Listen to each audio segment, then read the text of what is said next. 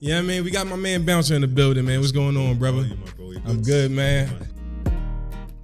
What brings you to Dubai? Let's get into, I spent a long time in prison, so I just wanted a safer life, a new life. Tell us a little bit about the Bouncer Hub, man. Well, the reason why there's a lot of drill artists charting #1 now. Like music is I feel like every 5 to 10 years is like a new platform that people are discovering music on, man. How do you keep up with the trends? I specialize in marketing. Yeah, I specialize in marketing and understand the music business. Like, imagine you being an artist, having music and not selling merch. It's madness. You know, these gangster artists or rappers always like, oh, I don't want to dance on TikTok, bro. Yeah.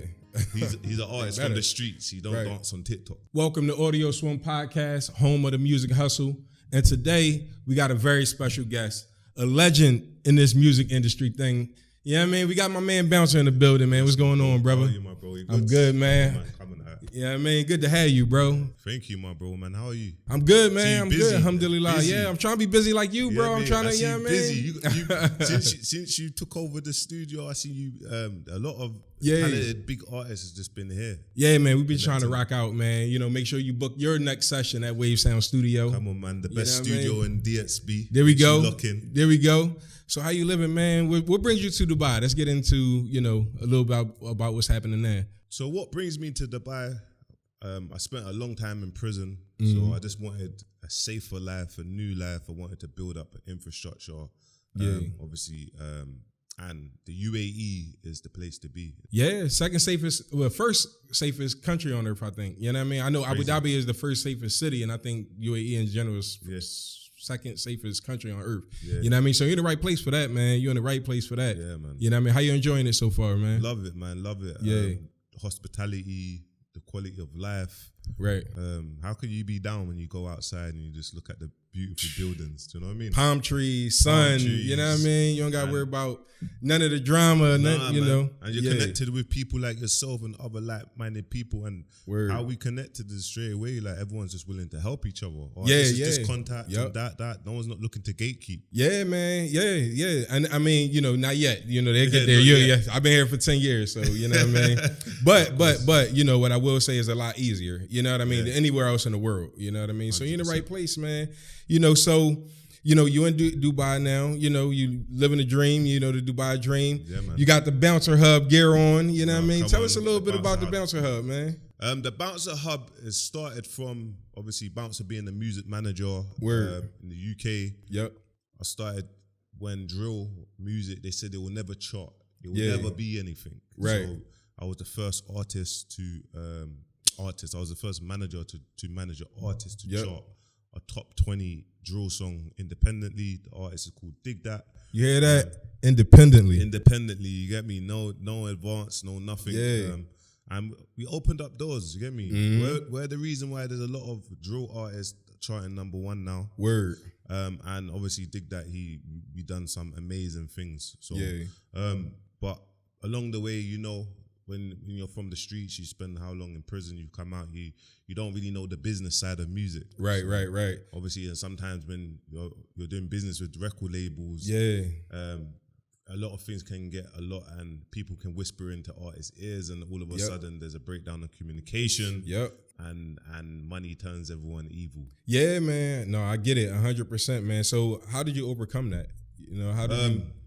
Well, with time, I think at first I kind of had the bad taste in my mouth. Yeah. The music world. So you was just turned off, ready to quit it? Yeah, I quit it for a number of years. I think obviously I got my artist signed for over $1.3 million, 2 projects, etc. Space of, they had to release both projects in the space of 9 months. So we put in the contracts, we put a lot of things in the contract. So it wasn't locked into the label. They couldn't do anything. No one did teach me that, but what I didn't do is get a management agreement from the artist. The handshake agreement, man. It was the handshake agreement. It was based on relationships of the streets. Right. And obviously when you see so much money at a young age, it can it's all me now. I done this, Right, so right. Obviously that's happened, but that's what's kind of made me build the Bouncer Hub community in terms of educating, teaching people the business side of music, marketing, developing artists, and just kind of having that independent hub. Because in the UK, you have 52 states. You have so much there's a lot going on in the US. In the US, you have artists that are multi-millionaires that we've never heard of. Right. Off of one coast, you know what I mean? Do you know what I'm trying to say? And you know 100%. The power of selling merch, and you know the power of publishing. But the UK were very behind. So, and the people that gatekeep, they will put positions in the artists that are through in the industry, but the independent don't have no way in. Right. So there's no one that's actually teaching the business side of music apart from me. So I thought, you know what, I need to do and shift culture. I need to create an industry for independent artists. So the Bouncer Hub is here. Word, man. And I think that's super important, especially for today's music industry, right? Because it's changed a lot. Like music is I feel like every 5 to 10 years is like a new platform that people are discovering music on, man. How do you keep up with the trends? For me, I always kind of focus on, so I specialize in marketing. Yeah, specialize in marketing and understand the music business. Like, so I'd always, for me, everyone goes with the trend, and I don't go with the trend. And I think, okay, cool. What's happening in the UK, there's a lot of pressure on artists charting. Yeah, the charts is a big deal in the UK, bro. Like I hear so many UK artists like, I'm charting here. I'm like, all right, cool. Like, you know what I mean? But it's a big deal for us, you know. And because but it is a big deal. It's an accomplishment for sure. No, it is. But for me, I don't think it. I think it's a facade. It's vanity metrics. Yeah. Because it's like if an artist does shit in the charts, it will have your fans believing like, oh yeah, my man's not the one to listen to. My man's not the one. He's watched now. Right. I feel like artists are lazy in the UK because no one don't want to go out there and work and sell their merch or go and sell their music directly to consumer. Right. They want to sit down and think, oh yeah, boom, I've just got the talent, and not think of the marketing and that side of things. So when it comes to the numbers, for me is like I was saying to one of the members of my team, Sunrise, just now, I'm just like, who are the up-and-coming UK artists? Send me a list, because for the whole year, I was kind of just making sure I got the Bouncer Hub correct. But there's a few up-and-coming artists that I've been helping develop, and they've been blowing up. But I actually don't know the talent artists. I just focus on the business and what information is telling me. So from 2023 to 2024, Live Nation has made $22.7 billion. Obviously, on paper, they say that they've made a profit of $500 million on paper. But then my thing is, where are the artists' data? Like, they have the data. So that gatekeeping. So why don't no artists have their data? So all they do on social media is post and hope that their song connects with no data. It makes no sense. 100%. 100%. I'm advocate for data as well, man. Like I don't want you to give away too much game. You know what I mean? Make sure y'all go support the Bouncer Hub. You know what I mean? But yeah. So when it comes down to the whole data aspect, why do you think it's important for artists themselves to actually know the data versus just their team around them to know the data? Because for me is for one, why do you think Live Nation, Spotify are billion-dollar companies? Why do you think they generate millions and millions each month? Because of emails, numbers, and names, because of data, innit? So if artists don't have their data, how are they meant to stay in tune with their fan base? Word. There's a disconnect. Boom. You just said it right there. How do you stay in tune with your fan base? You know what I mean? If you don't have nobody to reach out to. And you know what Instagram and TikTok.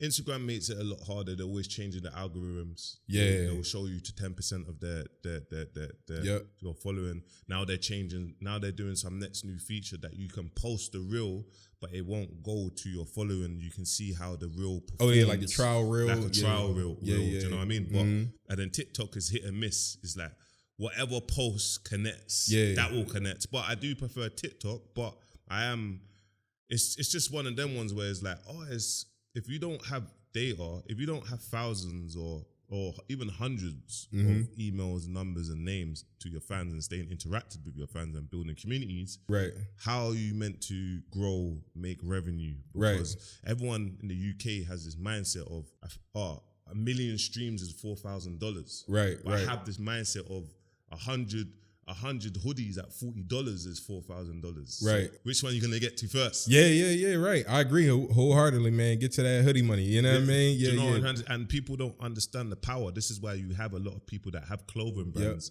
and they turn over so much capital from clothing brands and no one knows who they are.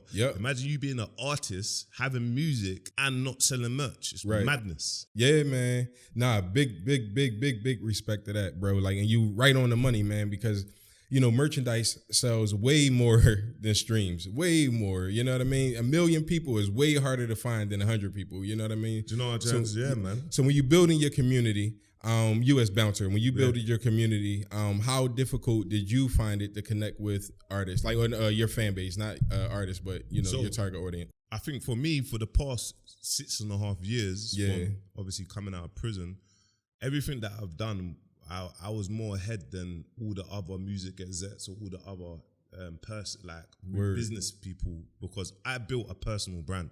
From the day I came out, I started filming. First 9 months, I made a documentary. So I always let people follow my journey from then. Now I'm here. Now for me to build communities and that people, there's social proof. Right. You know what I mean? I'm involved in over 1 billion streams. I've worked on this. I've worked with this artist. And there's social proof. You can see it along the journey. So when I'm speaking things and I'm saying things, you can now go do your back.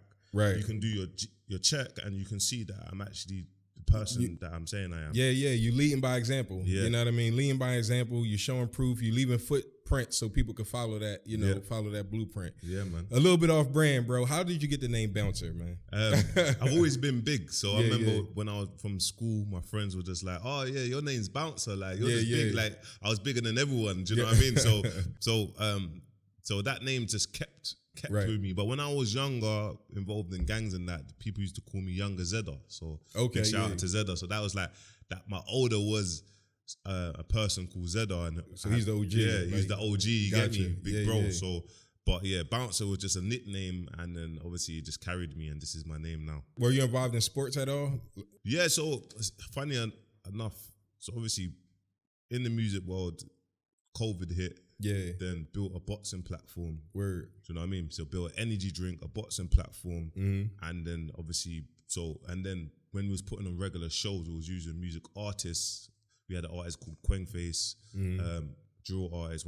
He's a massive drill artist from the UK, and loads of various artists, K-Trap, etc. They was performing at my boxing show. So for me, it was like we was making it live streaming from then, pay-per-views, etc. etc. So live streaming's on now, but we was doing live streaming when it wasn't even a thing to do live streaming. So so the sports side of things, for me, I always my vision is to have like one of them massive, like, you know, like Super Bowls where it's like there's everybody waiting for that. There's a big boxing event, but there's live performances from artists. So combining the two. Combining the two, like a big event. So So to be like a festival, like almost a festival, vibe, but indoor festival. Dope. But even one of my events, we all had like spoken words. We had a live podcast, but it all fit and it worked, and it felt like this was something what the culture built, and it was great. Right. You know what I mean? And that show, it trended number 2 on Twitter. So that's lit. That's lit, man. Yeah. So how important do you think it is to build a team, whether you're an artist or a sports professional or somebody getting into the sports world? How important do you think a team is to have? Your team is more important than you. Trust me, sometimes you can't even. Sometimes when you're an artist or you're in the limelight, you can't even think straight. Yeah, because so much is going on. So some of the moves that you're making, you actually need someone that's not yes people to say, bro, you're a dick. Like you need to fix up. You can't do that. Facts, though. Do you know what I mean? This don't make sense. This don't match your brand. No, I'm not respecting that. You need people to tell you that, and then you'll go back and think and be like, do you know what? You was right, you know? Yeah. So it's important to have a team. It's important to have the right team. The right team. And I do understand that people want to bring their friends along the journey. And if your friends are willing to learn, you bring them along the journey. You always give them ways in of the things that they need to do. But at the same time, you need people that want the best for you. There's no point of having that's so gang members. Man. You're in a gang. You got other gang members. advising you or with their low vibration. You kind of want to evolve and know you're here.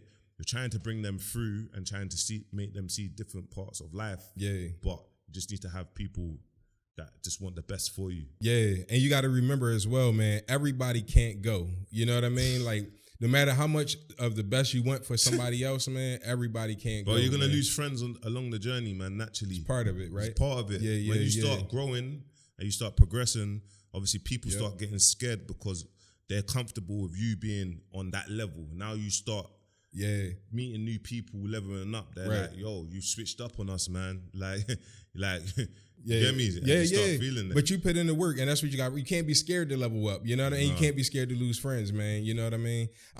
Has that been something that affected you along your journey? Yeah, of course it affects me. It affects me now. But I think for me is where I spent so long in prison. Hardly no one was there for me. So I had a small number of people that I'm mad close with now. So the people that wasn't there for me is still love, but a lot of them still feel entitled and they're still not happy with me. But it's like when I done my 10 years, no one didn't really care. So what I'm trying to say. So it's a bit easier for me, but I know it's harder for the people that has been out and they're starting to progress. And you just sometimes your life don't align with the people. You start growing and leveling up, and if you don't catch up or you don't on like-minded things, you just get left behind. It's just how it is. Don't take it personal. Facts. And I get it, man. You mentioned before about low vibrations and making sure that you're not vibing out with nobody with low vibrations. How important is it for you to make sure that your energy is aligned with the people that you surround yourself? It's so important. Like for me, is like even some of like my team that's here, like Caleb, he's here. They're all the younger generation, so they all listen to drill music upon drill music. I'm saying, bro, like I'm 35, you lot are 20 something. When you're here, man's putting on educational stuff I want you to become better than me. So all this stab man up and ching man up, bro, it's all low vibration. I'm not trying I don't want my energies to align with that. I don't want to be around people that gossip about other people. You know what I'm trying to say? Because you'll be gossiping about me. So it's so important to have the right people and for you to stay in the right frequency of just the way how you view life, so you can kind of just progress and keep on going. Right. No, 100%, man. I think that's super important, man. Like, make sure that you surround yourself with people who want what's best for you and who's on the same energy frequency as you. Because honestly, bro, that's some of the things that, like, in my personal experience, man, that's some of the things that has brought me down. Like, it took me to move to Charlotte. I'm Philly born and raised, right? I moved to Charlotte when I was 25, man. Just that experience from getting out of that neighborhood to like just something completely new, whole different experience, man. I just like leveled up like quick because it's always in you. You just got to surround yourself by the right people. And what made you just come to Dubai 10 years deep? Like, man, just bro, like the States is like, you know what I mean? The States is the States, man. I always ask people this question. I was like, if you could pick the top 5 places to live on the planet Earth, Dubai is in everybody's top 5. You know what I mean? 100%. Everybody's top 5. You got here early. Yeah. I was one of the early, you know, I was here before TikTok. I was here. Spotify just came on the scene, kind of. It was Deezer just came when I first came, and Deezer came and left. Like, so I done seen the transition of businesses as well as people, you know what I mean? Because Dubai is a very transient city, man. And what makes it difficult for artists here to build authentic, like on-ground fan bases is because it's such a transient city, right? So I always tell artists to make sure that you actually tapped into the whole online platform. And if y'all want to learn more about that, go to the Bouncer Hub. Like, he'll pitch your own game, you know? Thank you, my bro. Yeah. So can we talk about a little bit about your time in prison? You know what I mean? Yeah, of course. So how was that? Has that slowed or sped you up? Like, as far as like your progression? And for me, I think that I wouldn't be where I am now if it wasn't for spending almost 10 years of my life in prison. I went to prison 17. Wow, I basically came out 28. I spent 14 months out from that time to that time. So I didn't really have a younger adult life. Right. So the 6-7 years that I've been out now, I've managed to get to where I am. I've managed to learn. There's been trials, there's been lessons, and here I am now. So for me, it's made me understand life. It's made me remember prison every single day, and it's made me just not give a fuck and just be a savage. You get me? And go for it.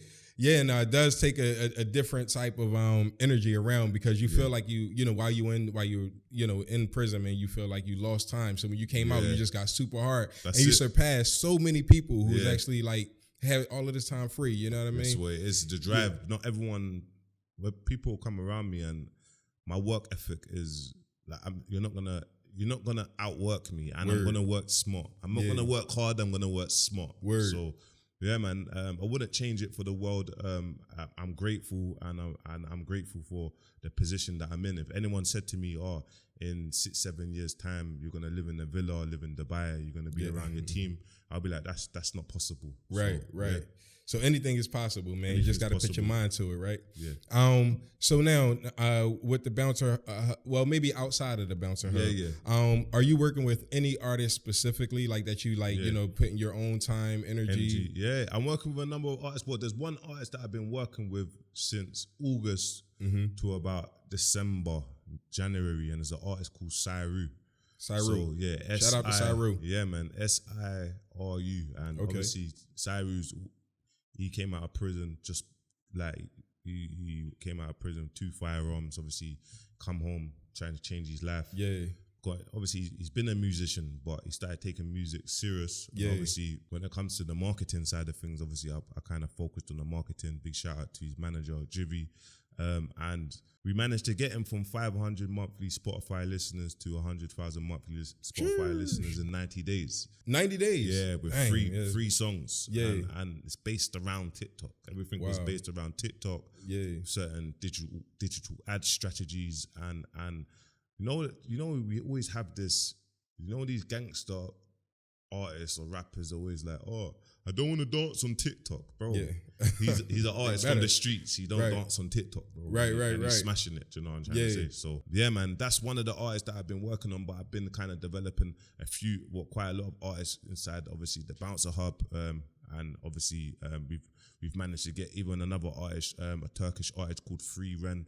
He done a song, and he was talking in Turkish, but the video was absolutely amazing. Yeah. Put a strategy together, and obviously we managed to get him over 100,000 Spotify streams in 60 days for his first release. Word. So these are the things, and obviously there's many artists that obviously still, it takes time, and everyone takes their time. So I'm not always going to talk to you about the success stories. There's artists that I've worked with, and we're still developing them and changing that don't work. Okay, this works for them, and this is music for you, innit? So and within that, man, how important do you think it is for artists to actually invest money into their career? Bro, it's so important. Like there's no artist on this earth that you see as successful that hasn't put money into their music career. Word. You can't think and send your music and think it's just about the talent.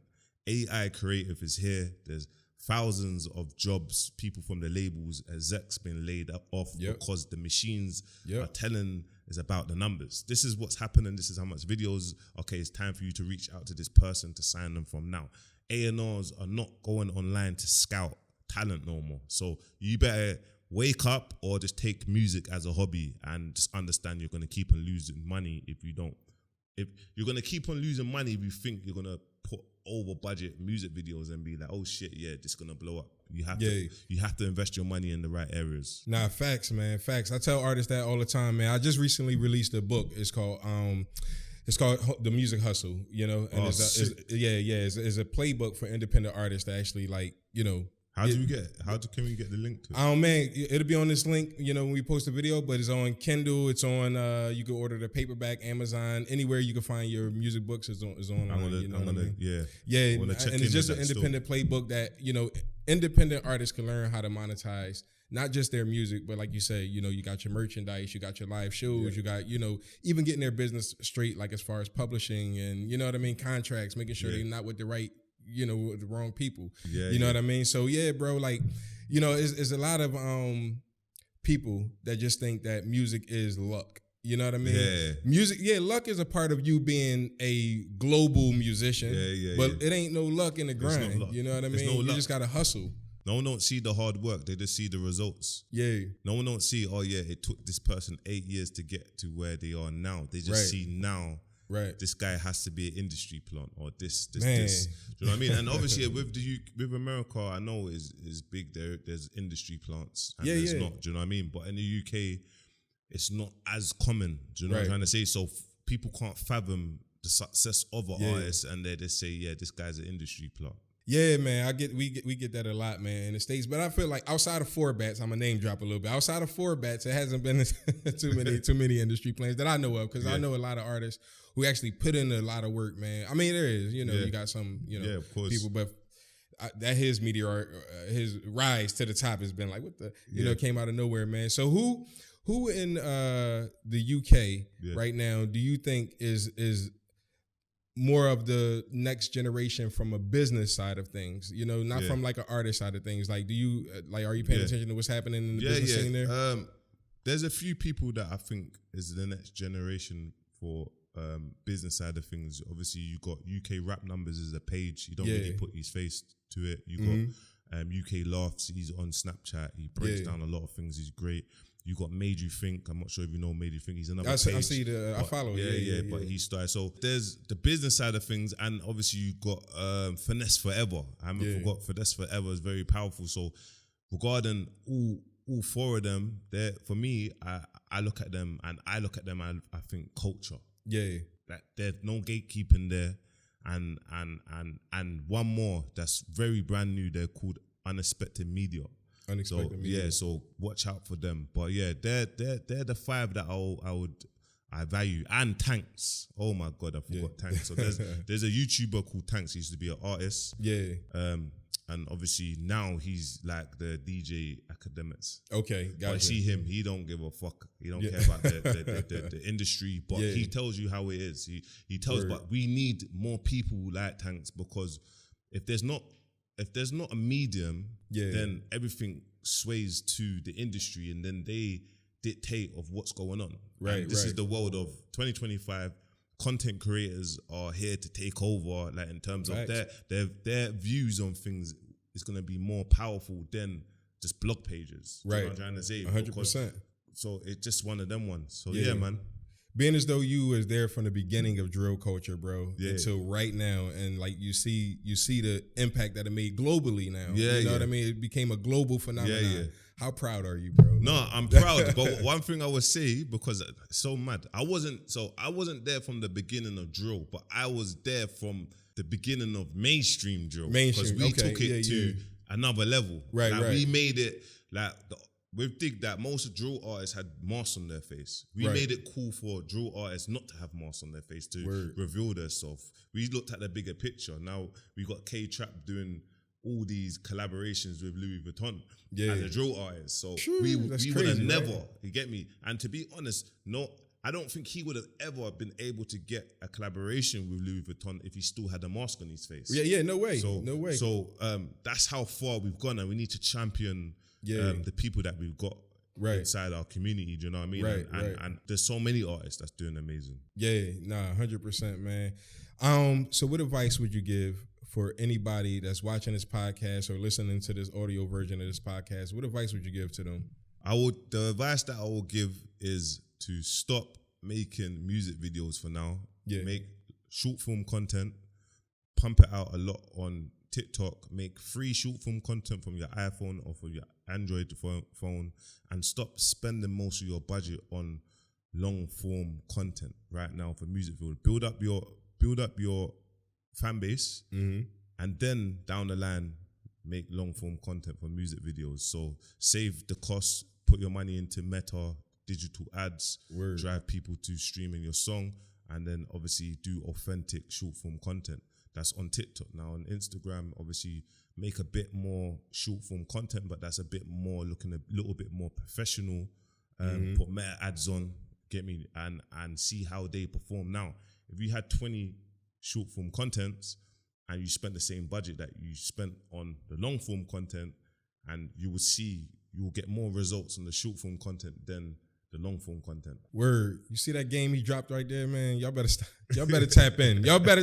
I'm telling you, my bro. Subscribe, you know what I mean? Don't play, man. We got Bouncer in the building, man. Big respect, man. Make sure you record your next podcast here at On Air Podcast. Record your next hit song at Wave Sound Studio. Thank you so much, man. I really appreciate you for joining this episode. Legend. My name Berto. We got Bouncer. We out. Peace.